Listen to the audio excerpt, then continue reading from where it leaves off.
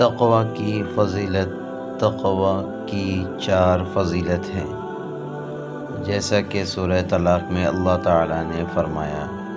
Number 1، جو تقوی اختیار کرے گا اللہ تعالیٰ اس کے بند راستوں سے اس کے لیے راستہ نکالیں گے۔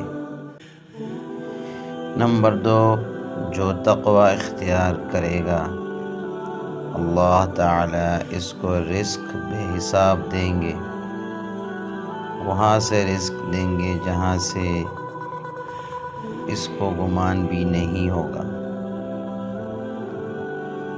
نمبر 3، جو تقوی اختیار کرے گا اللہ تعالیٰ اس کے تمام کام کو آسان کر دیں گے۔